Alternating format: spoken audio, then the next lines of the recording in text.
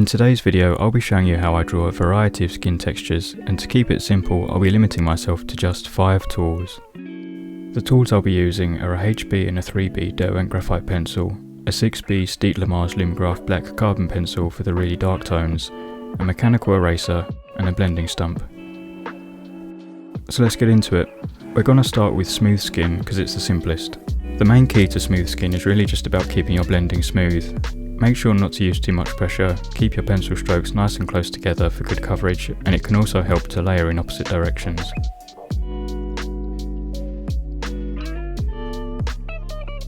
Keep the layers nice and smooth, then blend them out, and you should have a nice smooth skin texture.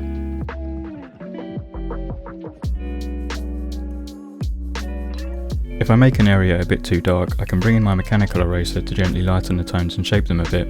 I have to do this softly. I typically use my bigger mechanical eraser because it has a larger surface area and it works better for me when softly lightening up the tones, but that would be a 6th tool, and we're sticking to 5. But either way, it's really helpful when fixing up areas you've made too dark.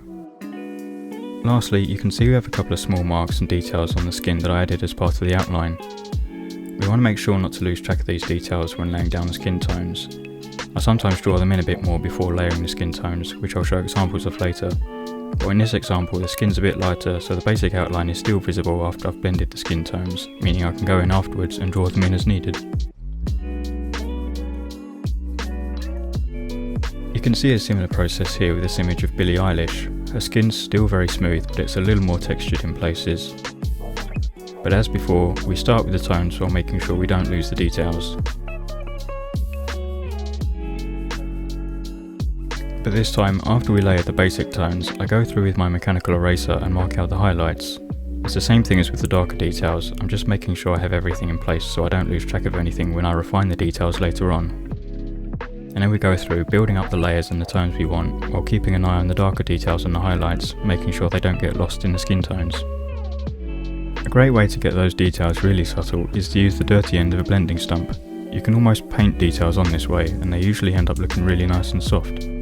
This is something I do frequently for lots of different parts of my drawings, but it can work wonders on skin textures.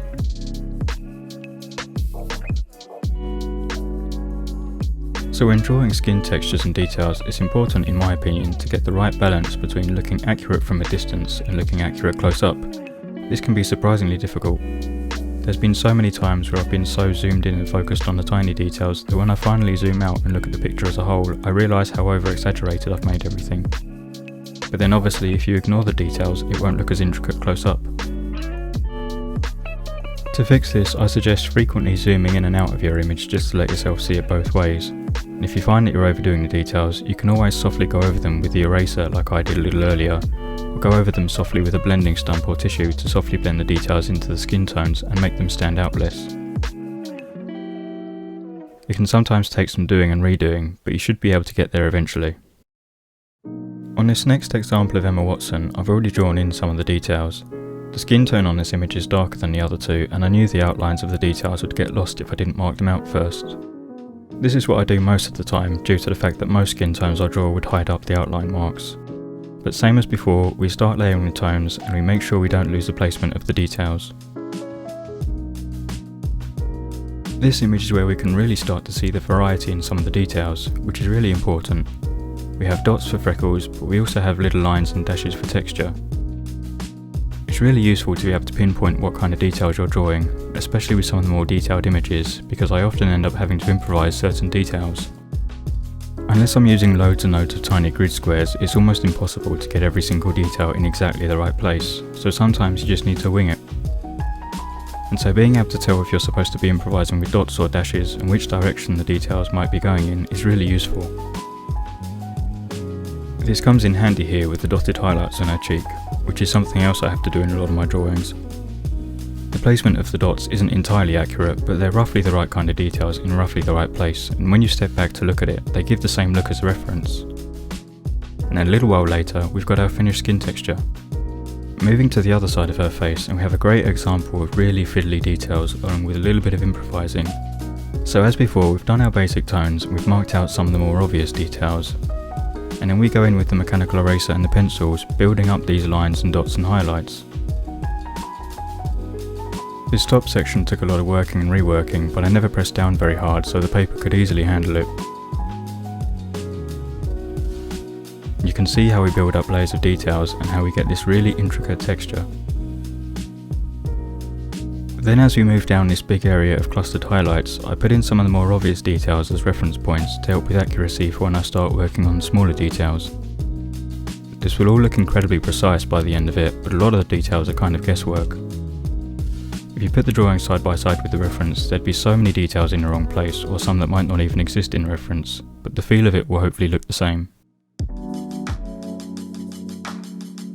I can also blend the edges of the darker areas on either side of the lighter chunk, or extend the lighter areas with subtle highlights, pushing the edges in or out and softening the transition where needed. This can all take a really long time, but I'm really happy with the results I get.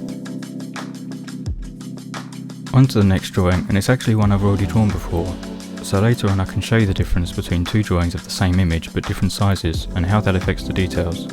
But first let's do the drawing. So in this image of Lupita and Nyong'o, we don't have a lot of details to mark out before the tones. There's a couple of lines under the eye, but other than that there's not really much to mark out beforehand. So we've got our tones and a couple of under eye details, and now I'm going to go in with my eraser and get a nice foundation of highlights. If we look at the reference, we can see these pale dotted highlights almost all over, and then some dashes and lines around the nose. A lot of these marks might not even be bright enough to be considered proper highlights, but they really help to add to the texture that we're after. If you make your highlights too bright, you can always just brush over them a little bit with a blending stump. Then after the highlights we add in the darker details. I find that a lot of the time the darker details will be right next to the highlights.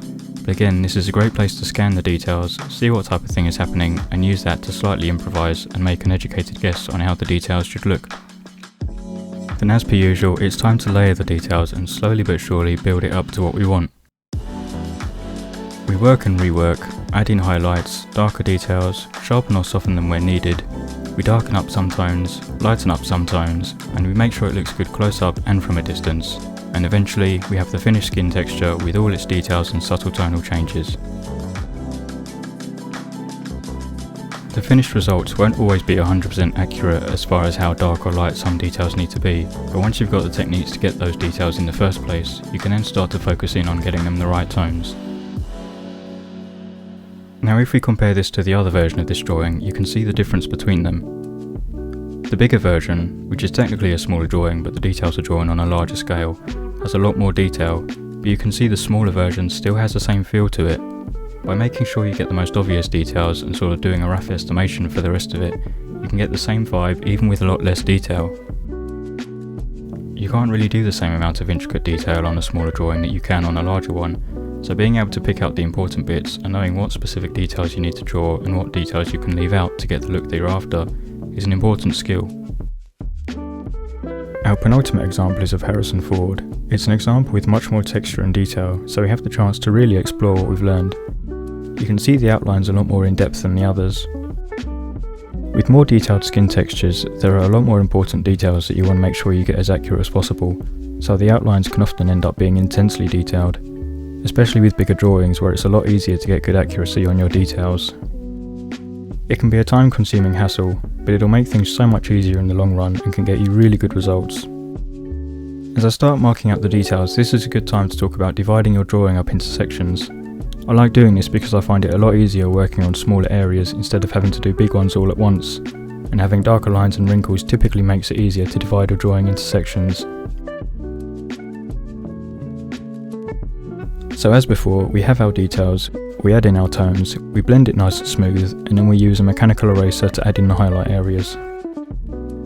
You won't always need every step in this routine. Some areas don't need much fine tuning. They're guidelines that I keep in mind when drawing. It's okay if the areas aren't perfect straight away.